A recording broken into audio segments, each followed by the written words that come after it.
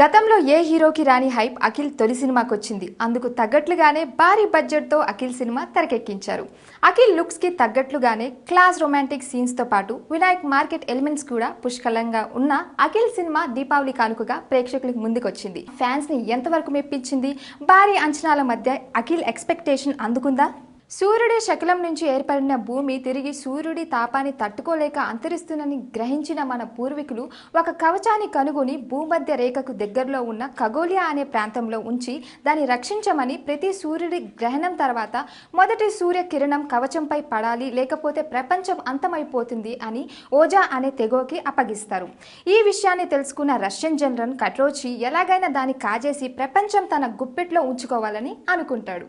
అఖిల్ తన మొదటి సినిమా రిలీజ్కి ముందే స్టార్ హీరో అయ్యాడు. తను యాక్ట్ చేసిన మనం సినిమాలో గెస్ట్ రోల్లో, అంతకుముందు జరిగిన స్టార్ క్రికెట్ మ్యాచ్లో, అలాగే ఫ్యామిలీ బ్యాక్గ్రౌండ్తో పాటు ఆసమ్ లుక్స్ అండ్ అపీరెన్స్ అఖిల్ని స్టార్గా మార్చాయి. ఈ సినిమాలో ఇంకా హైలైట్ అయ్యాడు. డైలాగ్స్, డెలివరీ, ఫైట్స్ అండ్ డాన్స్తో పాటు ప్రతి ఎలిమెంట్ ఇరగదీశాడు.